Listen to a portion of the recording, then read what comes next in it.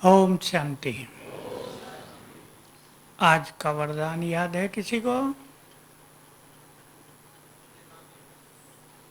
अंतर्मुखता, एकाग्रता और उससे क्या देखेंगे अनुभव? सूक्ष्म शक्तियों की लीलाएं। स्लोगन भी याद है किसी को?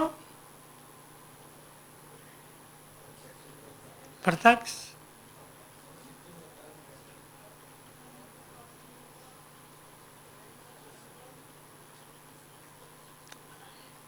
स्लोगन था आज या कल, उस पे भी हम चर्चा करेंगे। सबसे अच्छा प्रमाण प्रत्यक्ष प्रमाण।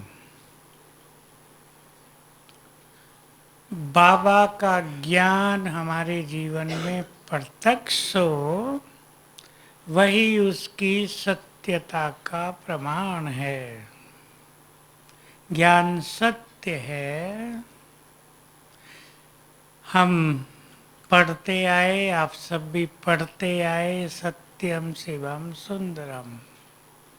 सत्य वही है जो शिवम करे, कल्याण करे, और जो कल्याण कर दे वही सुंदर है। तो सत्य की यही पहचान है। किसी ज्ञान से अगर कल्याण नहीं होता, जीवन का श्रृंगार नहीं होता, तो वो ज्ञान सत्य नहीं है। तो हमारा सारा ज्ञान हमारे जीवन में प्रैक्टिकल में आता रहे, ये ईश्वरीय ज्ञान का सबसे प्रैक्टिकल प्रूफ होगा। सभी इस पे ध्यान दें। ज्ञान सत्य है, ये हमें अपने जीवन से दिखाना है। एकाग्रता बहुत ही बड़ी चीज है मनुष्य के लिए। आप सबके घरों में जो स्टूडेंट हैं, आपके बच्चे, आप जानते हैं, जिसकी एकाग्रता बहुत अच्छी है वो पढ़ाई का आनंद लेते हैं। जिनकी एकाग्रता अच्छी नहीं, वो रात दिन मेहनत करते हैं, फिर भी शिकायत होती है बहुत मेहनत की, हमारे बच्चे ने नंबर कम आए। एकाग्रता जिससे हमारी ग्रहण शक्ति बढ़ जाती है। नहीं तो क्या होता है, बच्चों को पढ़ रहे हैं किताब, मन कहीं और। तो मन जब कहीं और होता है, बुद्धि ग्रहण नहीं करती। पढ़ते भी रहेंगे, ठीक लगता रहेगा, अंडरस्टैंडिंग भी होती रहेगी, लेकिन अंदर नहीं जाएगा। तो हम सभी को राजयोग में बहुत अच्छी एकाग्रता होनी चाहिए। तो सूक्ष्म शक्तियों की लीलाएं कमाल देखेंगे। कौन सी हैं सूक्ष्म शक्तियां? मन बुद्धि, मुख्य रूप से सूक्ष्म शक्तियां ये हैं हमारी। 8 शक्तियां भी हैं मन में। मन से जुड़ी हुई 8 शक्तियां एकाग्रता के द्वारा इनके चमत्कारिक कार्य हम अनुभव कर सकते हैं। बिना एकाग्रता के वो चीज समझ में भी नहीं आएगी। इसलिए अगर हम उस पर डिटेल क्लास करें तो बहुतों को समझ में नहीं आएगा। वो एकाग्रता बढ़े, हम अपनी शक्तियों को सामना करने की शक्ति,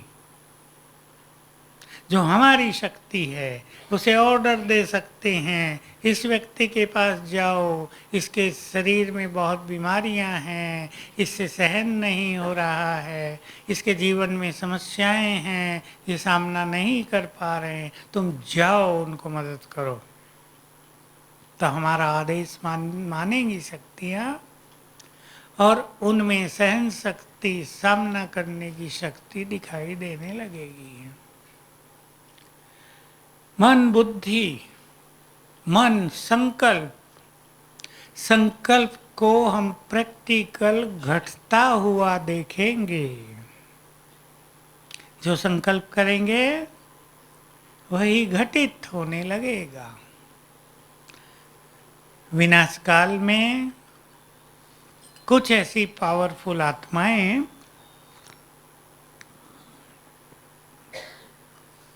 विनाश को भी डायरेक्ट करेंगी। समझ गए ये भाषा? जो इस तरह की भाषा नहीं जानते, विनाश में जो घटनाएं होंगी उनको नया रूप दे सकेंगे ऐसे महान योगी आत्माएं संकल्प करेंगे। मान लो एक देश सोच रहा है दूसरे देश पे एटम बम डाल देता हूँ, नष्ट कर देता हूँ, वो संकल्प करेंगे, डाले ही नहीं, उसका मन शांत हो जाए, निर्णय बदल जाएगा। तूफान आ रहा है, विनाश करता हुआ आ रहा है, संकल्प करेंगे शांत हो जाओ, तूफान शांत हो जाएगा। ये चमत्कारिक लीलाएं दिखाई देंगी विनाश काल में। बहुत सारे लोग हिंसक भावना से आएंगे, दृष्टि देंगे, संकल्प करेंगे, इनका चित्त शांत हो जाए और वो शांत हो जाएंगे। इसके लिए बहुत अच्छी एकाग्रता की शक्ति चाहिए। यहीं साइलेंस पावर के समक्ष साइलेंस पावर झुक जाए, साइंस पावर झुक जाएगी। योग की शक्ति को साइंस की शक्ति स्वीकार करेगी कि हमारे पास केवल विनाश की शक्ति है, लेकिन साइलेंस पावर में स्थापना की शक्ति है, शांति स्थापना की शक्ति है। तो एकाग्रता को बहुत बढ़ाएंगे। कैसे?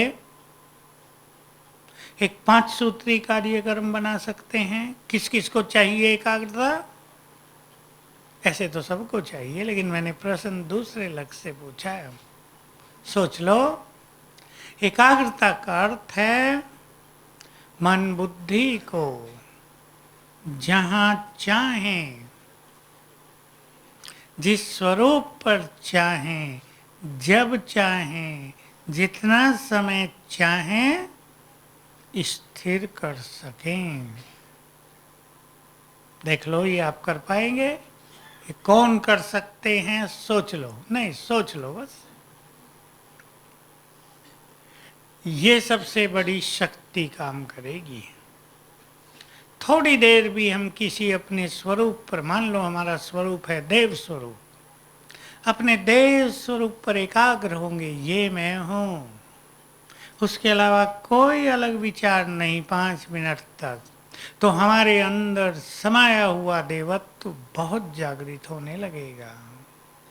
अपने फरिश्ते स्वरूप पर एकाग्र हो जाएंगे तो हमारा फरिश्ता स्वरूप हमें प्रत्यक्ष दिखाई देने लगेगा।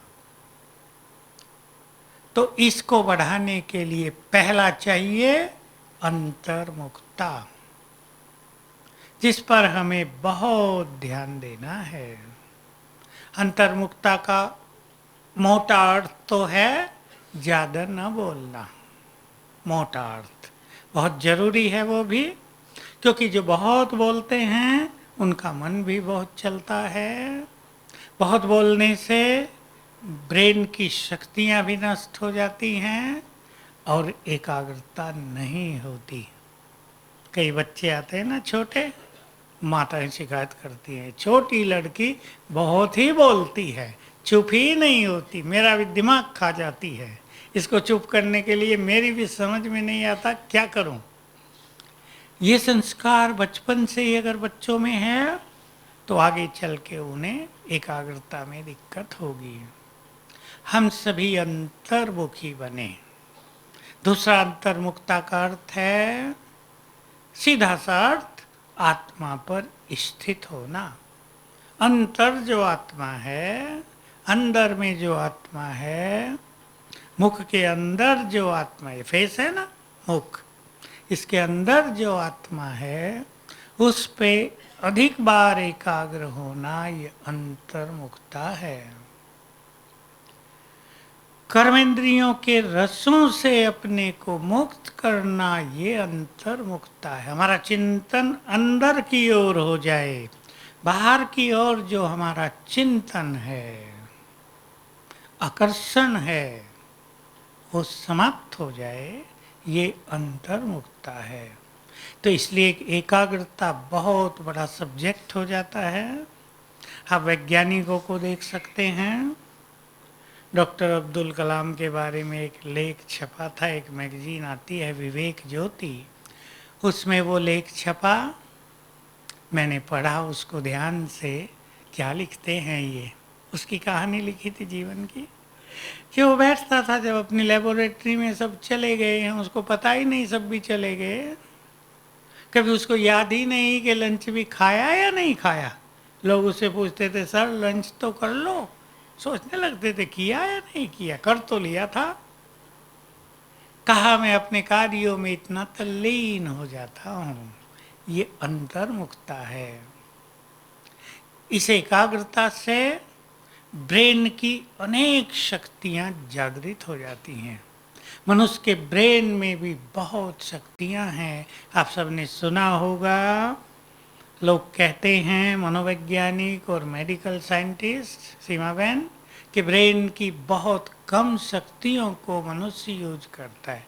कोई 10% कहते हैं, कोई आसपास।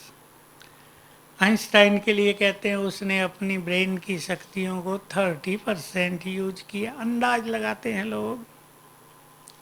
हम 100% यूज कर सकते हैं, लेकिन बहुत अंतर्मुखता और एकाग्रता के माध्यम से।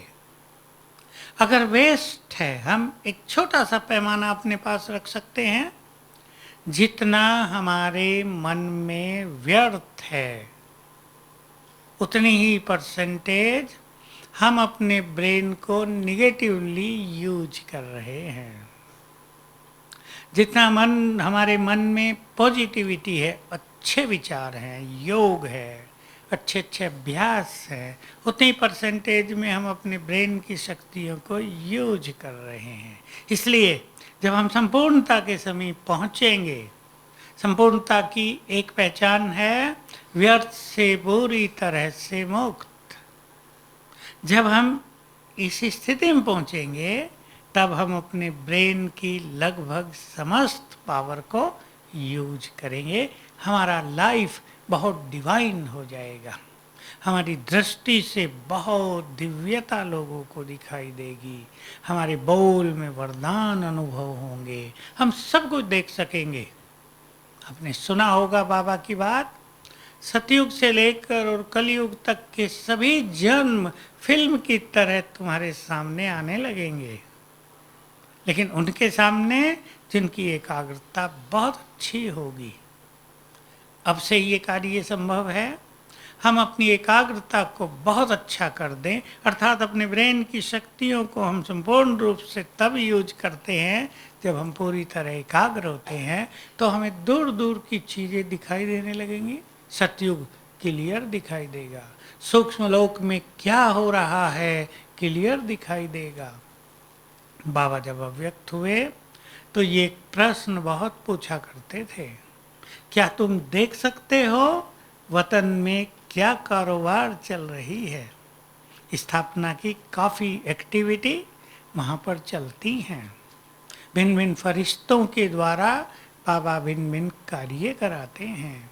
किसी को वैज्ञानिकों को प्रेरणा देने के लिए भेजते हैं, किसी को पॉलिटिशियंस को, किसी को और ऐसे अच्छे कार्य करने वालों को जो स्थापना के कार्य में मुख्य भूमिका अदा कर सकते हैं। तो हमारे पास ये शक्ति एकाग्रता से आएगी। तो बनाए 5 पॉइंट फॉर्मूला, जिससे हमारी एकाग्रता बढ़े। हम ये नहीं करेंगे, ये करेंगे। बोलो, कौन बोलेंगे पहले? एकाग्रता बढ़ाने के लिए सबको पता है, आपको है? Purity is the key to concentration, ऐसा मान लें। पवित्रता एकाग्रता का बीज है, मूल में है। इसको हम बहुत बढ़ाएंगे। इसका मोटा रूप व्यर्थ से अपने को मुक्त करना। और व्यर्थ से मुक्त करने के लिए हमारे पास संपूर्ण ज्ञान के प्रयोग होने चाहिए। ज्ञान की एक एक पॉइंट हमें व्यर्थ से मुक्त कर देती है। जैसे मान लो किसी के मन में व्यर्थ चल रहा है पर चिंतन के कारण। मुझे एक भाई की कहानी कल बताई, वो सेवा में आया है कि वो बहुत दुखी रहता है दूसरों को देख देख के। एक मास आया है केवल। मैंने कहा भाई उसको मेरे से मिलाओ तो बेचारा सुख तो लेकर जाए, यहाँ यज्ञ में सेवा करने आया है। ज्ञान हमें सिखाता है ना, किसे देखो किसे न देखो, क्या देखो तुम क्या नहीं देखो, यही तो संसार में लोग नहीं जानते। तो ज्ञान का प्रयोग करके इस व्यर्थ को पर चिंतन को हटाएं। चिंताएं रहती हैं परिवार की, ज्ञान का प्रयोग करें। एक भाई मेरे पास आया आज ही, चेहरे पे उदासी थी उसकी साफ दिख रही थी। जाना तो मुझे बाहर था, लेकिन मैंने सोचा इसको मिल के ही चलता हूँ। पूछा मैंने क्या है, चेहरे पे आपके खुशी नहीं है? कि मुझे कारोबार में कहीं भी सफलता नहीं मिलती, जीवन में लंबा समय हो गया संघर्ष करते हुए, पैसा जैसे मेरे भाग्य में ही नहीं है। चिंता होती है ना मनुष्य को, बड़ी नेचुरल बात है। परिवार के लिए पैसा चाहिए, वो मेहनत भी कर रहा है, ऐसे नहीं वो आलसी है कुछ करता नहीं है। चिंता होती है। किस तरह ऐसी चिंताओं को ज्ञान के बल से हटाएं। पास्ट की चिंतन व्यर्थ, बहुत व्यर्थ का कारण कईयों का पास्ट है, उससे कैसे मुक्त हों। फ्यूचर है, कई बच्चों के फ्यूचर को लेके चिंतित हैं, उसको ज्ञान के बल से कैसे अपने चित्त को शांत करें। तो ज्ञान का प्रयोग करके प्योरिटी और उसका साथी व्यर्थ संकल्प जो उसमें बाधक हैं, इम्प्योरिटी के साथी हैं व्यर्थ संकल्प, उससे मुक्त करें। दूसरी पॉइंट बोलो हरगोविंद।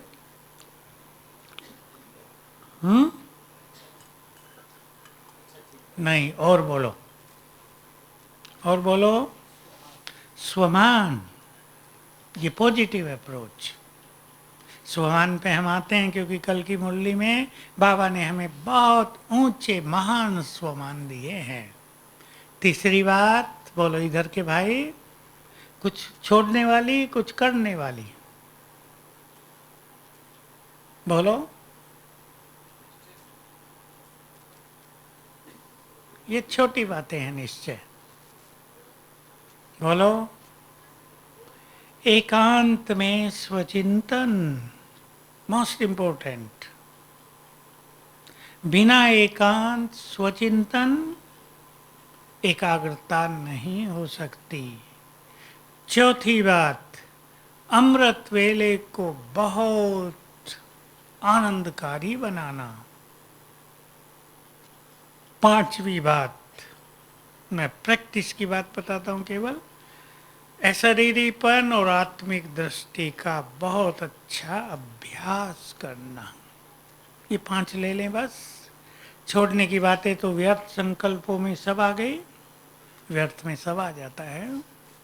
एकाग्रता के लिए बाधक भी व्यर्थ ही है, इधर देखना उधर देखना।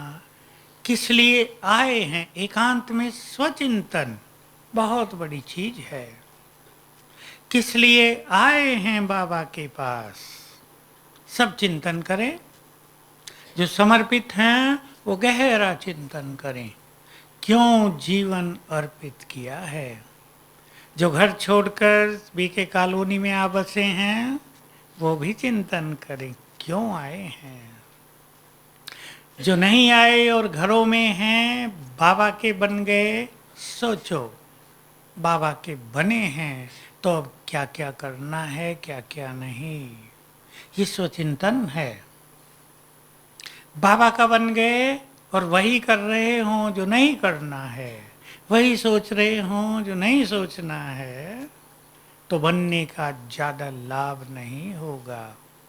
तो अंतर्मुखी होकर एकांत में ऐसी स्वयं से बातें अवश्य करें। और जो लिख सकते हैं वो लिखेंगे, क्यों आए हैं बाबा के पास, क्या लेना चाहते हैं हम, जन्म जन्म हमने भगवान से क्या चाहा था, क्या मांगा था, अब वो लेने का समय है।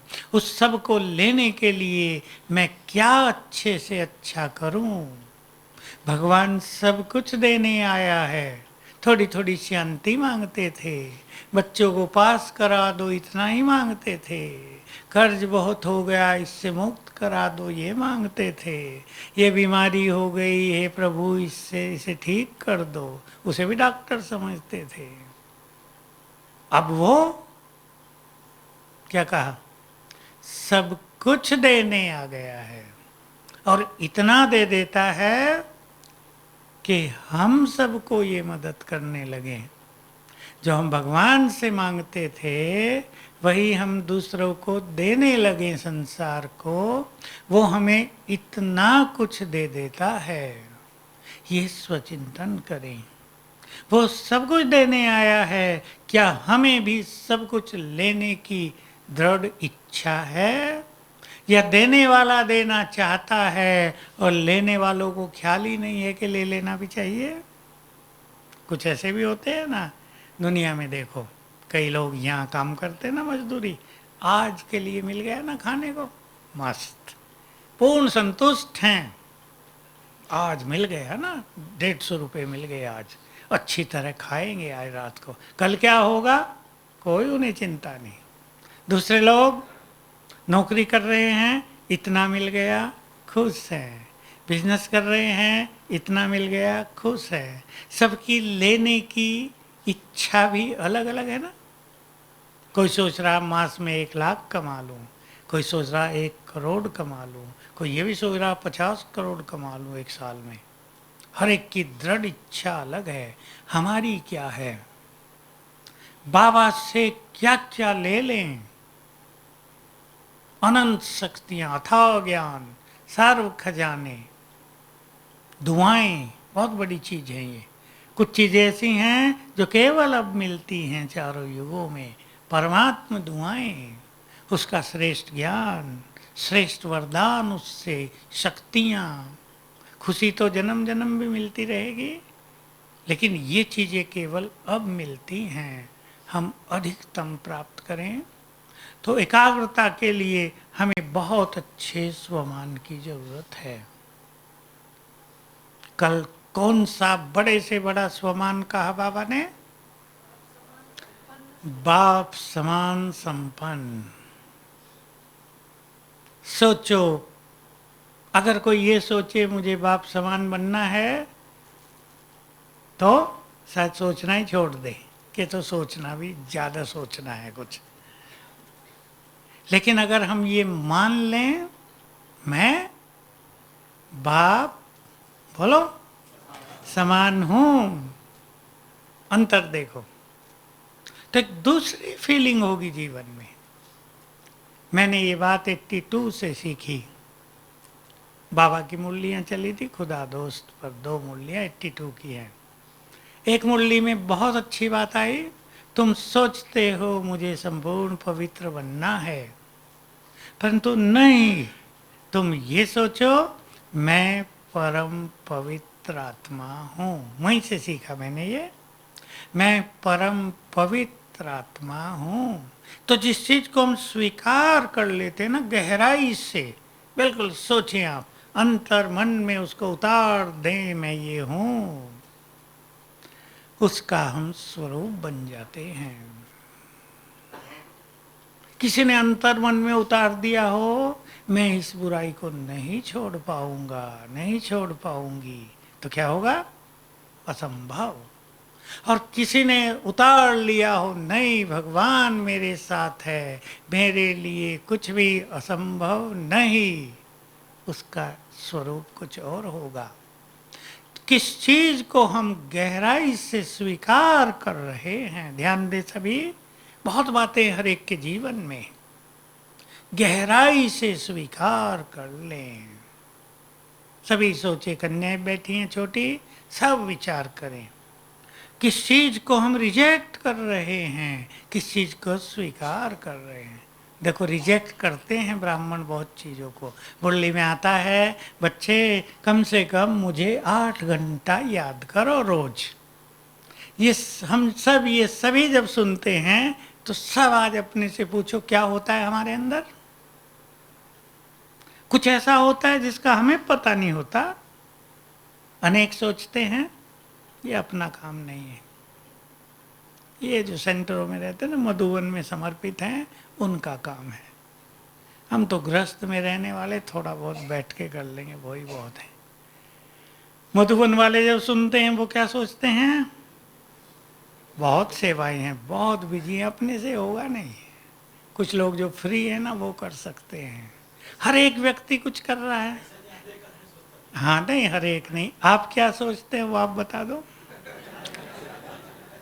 हाँ, तो कुछ ऐसी आत्माएं हैं जो ये सोचते हैं हम नहीं करेंगे तो कौन करेगा। भगवान हमारे लिए ही तो कह रहा है, कोई न करता हो तो बाबा क्यों कहेगा। जो ये सोचते हैं उनके कदम उस ओर चलने लगते हैं ना।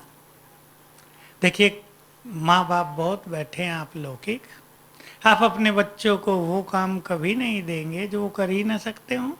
5 साल का बच्चा आपके घर में, आप उसे 1000 रुपये दे के तो नहीं कहेंगे बाजार जाओ और ये कपड़े खरीद लाओ, क्योंकि वो नहीं कर सकता। बाबा ने भी जो हमें काम दिया है ये जानकर दिया है कि ये कर सकते हैं। जीवन के हर फील्ड में आप देखो, मुरली सुनते हैं तो चेक करना कौन सी बात को हम स्वीकार कर रहे हैं, कौन सी बात को रिजेक्ट कर रहे हैं। प्योरिटी की बात को भी बहुत लोग रिजेक्ट कर देते हैं।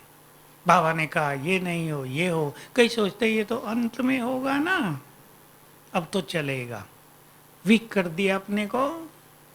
लेकिन भगवान ने जो आज कहा है उसे स्वीकार कर ले हम, तो ईश्वरीय शक्तियां भी हमें मिलेंगी और हमारी दृढ़ता भी, दृढ़ता की शक्ति भी उस चीज को धारण करने में बहुत मदद मिलेगी, करेगी। तो स्वमान बाप समान। मैं एक विजन देता हूं आपको, चाहेंगे आप बाप समान बनना। अब थोड़ी देर के लिए आप सोचो कि शिव बाबा हमें परम धाम में बुलाकर कह दे कि जरा मेरी सीट पर बैठ जाओ, भगवान बना देता हूं तुम्हें आज के दिन के लिए, बन के देखो जरा। क्या करेंगे हम तब, क्या हमारी फीलिंग होगी तब, कैसे हमारे वाइब्रेशंस होंगे तब, कैसा दृष्टिकोण होगा सबके लिए। क्या हमें लगेगा ये तो बड़ा खराब आदमी है, ये मेरा दुश्मन है, इससे बदला ले लेता हूँ, भगवान बन गए अब ठीक कर देता हूँ इसे, होगा? नहीं होगा।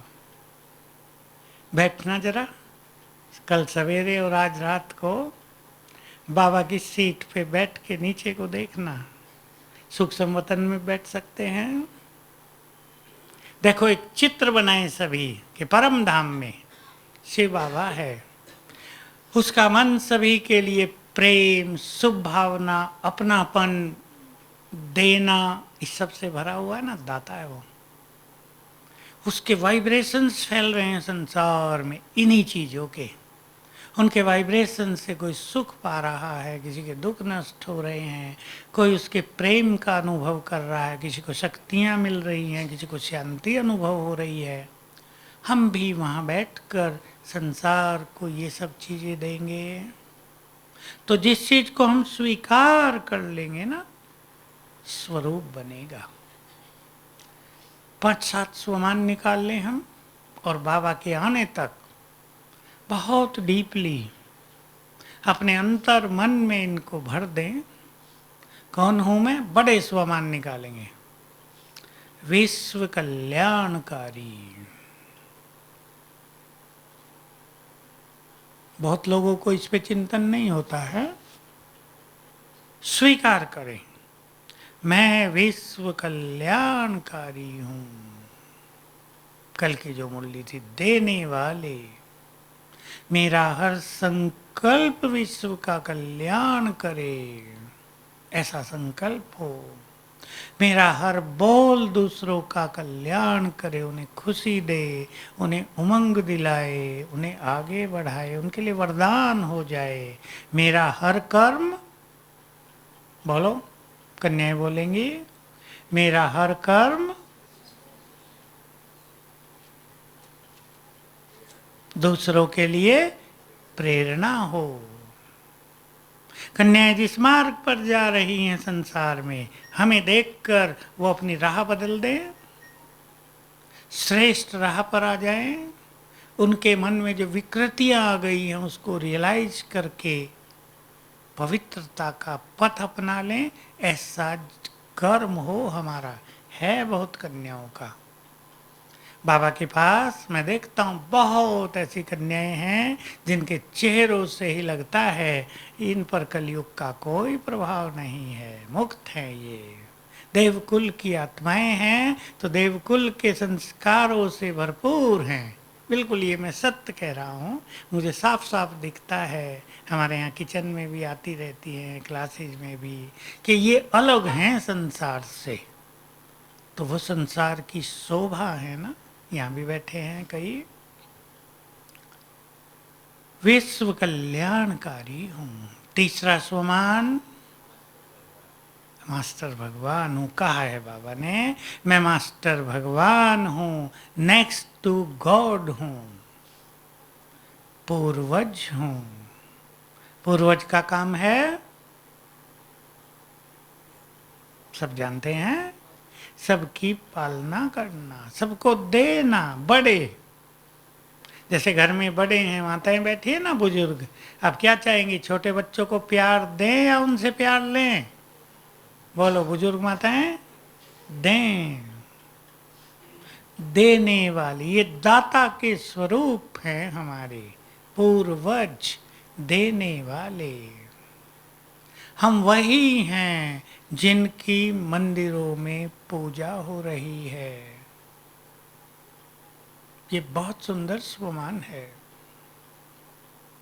हमें ऊंचाई तक ले जाने वाला स्वमान है।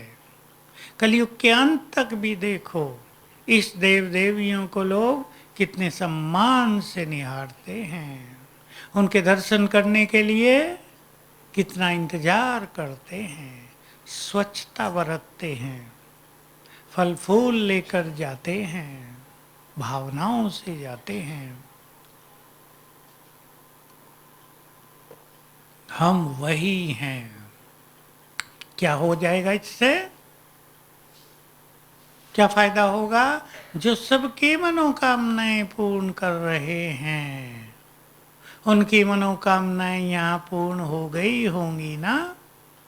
क्या बाबा कहते हैं, याद करो, बहुत ये बाबा की इम्पोर्टेंट धारणा है जो साकार मुरलियों में भी आती रही, इच्छा मात्रम अविद्या। ये इष्ट देव देवियों की स्थिति है जिन्हें अपने लिए कुछ नहीं चाहिए, वो सबको देते हैं। जिन्हें अपने लिए ही चाहिए वो दे नहीं सकते। तो हम अपने स्वमान को ऊंचा उठाते चलें। मैं गृहस्थी माता नहीं, 4 बच्चों की पालना करने वाली नहीं। माताएं बोले क्या हूं? सोच के बताओ। जगत की पालना करनी पड़ेगी, है घर में इतना अनाज, खिलाएंगे सबको। क्या हूं मैं? बोलो, ठीक बोला आपने, जगत माता हूं। इससे क्या होगा? छोटापन, मैंपन, मेरा, मोह ममता समाप्त होती जाएगी और हम दूसरों को सुख शांति देने में लग जाएंगे। सारा ही हमारा परिवार है।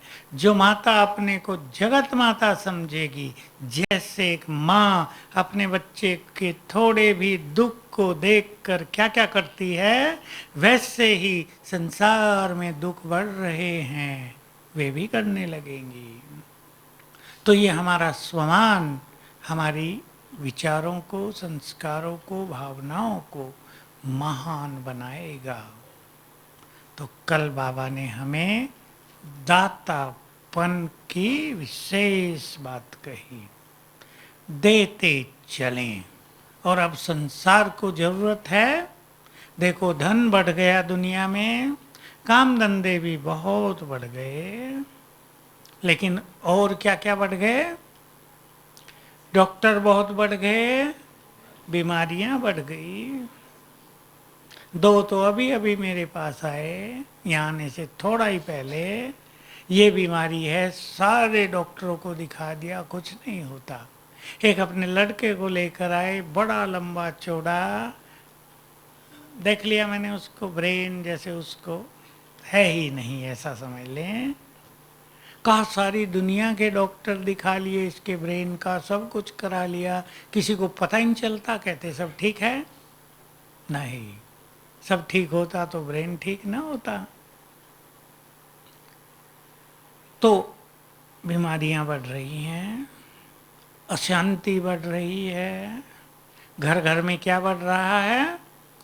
टकराव बढ़ रहा है, प्रेम समाप्त होके स्वार्थ बढ़ रहा है, धन के प्रति लोभ बढ़ रहा है।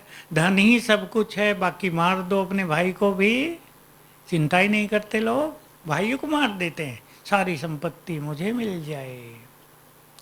हमें देना है, सद्विवेक देना है, ऐसा प्रेम देना है, लोग प्रेम, सच्चा प्रेम करना सीख जाएं। अपने जीवन को ऐसा बनाना है कि घरों में लोगों के संघर्ष समाप्त हो जाएं। कल बाबा ने कहा ना, देना है, वाचा के द्वारा ज्ञान, मनसा के द्वारा वाइब्रेशंस, कर्म के द्वारा गुणदान, मूल्यां हैं इसकी। हम ऐसा जीवन बनाएं, कर्म क्षेत्र पर ऐसे बनकर रहें कि टकराव का नाम निशान न हो। लोग सीखेंगे, हर गृहस्थी से 10-20 गृहस्थी जुड़े रहते हैं ना, वो सब सीखेंगे प्रेम से रहना, निर्लोभ स्थिति में रहना, सुख देते हुए रहना, अहम को समाप्त करते हुए चलना, एक दूसरे को सहयोग देते हुए, सम्मान देते हुए गृहस्थ में आगे बढ़ना। ये हमें अपने कर्मों से सिखाना है। तो सभी देंगे। अब बाबा के मिलन के दिन पुनः आ गए हैं। मैं आप सभी को फिर से याद दिला दूं, सभी को 15 मिनट सवेरे, 15 मिनट शाम संसार को वाइब्रेशंस देने हैं।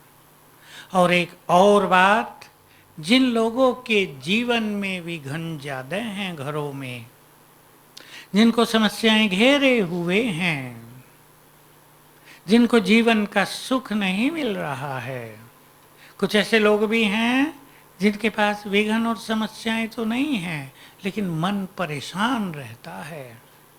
जानते हैं ना क्यों? जन्म जन्म के कर्मों के बुरे खाते के कारण खुश नहीं रहते, दबे दबे रहते हैं, जैसे बहुत बड़ी गलतियां करके आए हैं, उनका प्रेशर दिमाग पर पड़ा हुआ है। वो सब क्या करें?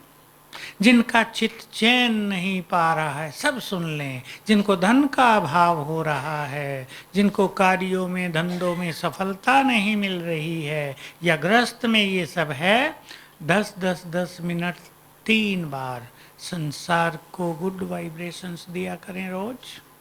टाइम फिक्स कर लें, इससे ये सब कुछ बदल जाएगा। क्यों बदल जाएगा? क्योंकि वाइब्रेशंस देने से अनेक आत्माओं को जो लाभ होगा, उसका पुण्य यहाँ के छोटे मोटे पुण्य से करोड़ों गुना बड़ा है। एक साथ करोड़ों आत्माओं को मदद मिलती है वाइब्रेशंस देने से। मान लो कोई व्यक्ति हॉस्पिटल में बीमार है, ऑपरेशन हो गया है, लेकिन बहुत पीड़ा है, अब डॉक्टर क्या करे, पेन किलर खिला रहे हैं, एंटीबायोटिक खिला रहे हैं, लेकिन पीड़ा जा नहीं रही है। हमारे वाइब्रेशन से उनकी पीड़ा चली जाएगी। कोई मृत्यु शैया पर है लेकिन प्राण नहीं निकल रहे हैं, योग के वाइब्रेशन से वो देह से मुक्त हो सकेंगे। तो इससे हमारा पुण्यों का खाता बहुत बढ़ेगा, इसलिए ये निगेटिव चीजें समाप्त हो जाएंगी। समझ गए ना? विघन, मन की परेशानियां, काम धंधों में दिक्कतें, बच्चों की कुछ बातें सब ठीक हो सकती हैं, लेकिन ये आधा घंटा एक साथ नहीं, 10-10 मिनट सबको देना चाहिए। देंगे, इसे बहुत अच्छा होगा। तो बाबा आ रहे हैं, जिन स्वमानों की हमने चर्चा की, इनके बहुत अच्छे अभ्यास करेंगे अगले 3 दिन, और विशेष रूप से बाबा के दिन जो भी बाबा से मिलने आए हैं और यहाँ बैठे हैं, मेरे जैसा भाग्यवान कोई नहीं, क्योंकि स्वयं भगवान मुझसे मिलने आ रहे हैं। आंख खुलते ही ये धंसा हो जाए और सवेरे से ही देखना बाबा की किरणें सारे संसार पे पड़ रही हैं। ज्ञान सूर्य अपनी किरणें सारे संसार पर डाल रहे हैं।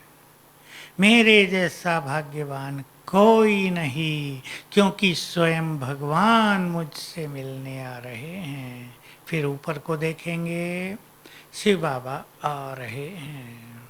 आते हुए देखो जरा, महाज्योति, ग्रेट लाइट, जिसकी अनंत शक्तियां चारों ओर फैल रही हैं, वो नीचे उतर रहे हैं, आ गए हमारी आंखों के सामने। किरणें पड़ने लगी सामने से। दूसरी बार विजन देखेंगे, बाबा ऊपर से आए, सूक्ष्म लोक में ब्रह्मातन में प्रवेश किया, फिर दोनों आ गए, हमारे सामने हैं। चलें अब इसी का अभ्यास करते हैं। रेड लाइट, सभी संकल्प करें, मेरे जैसा भाग्यवान कोई नहीं।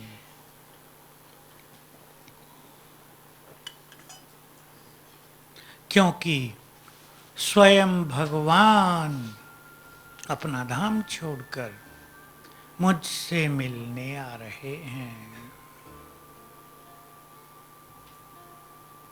अब देखें, परम धाम से महाज्योति अपनी तेजस्वी किरणें चारों ओर बिखेरते हुए नीचे उतरने लगे।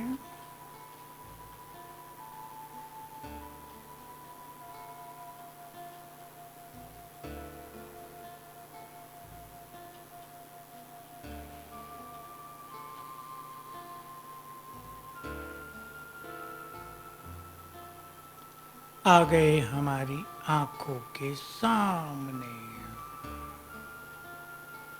जितने सुंदर रूप से आप देख सकें देखें। ज्ञान सूर्य, चारों ओर गोल्डन किरणें फैल रही हैं। सर्वशक्तिवान, ये किरणें सारे संसार में भी फैल रही हैं, मुझ पर भी पड़ रही हैं।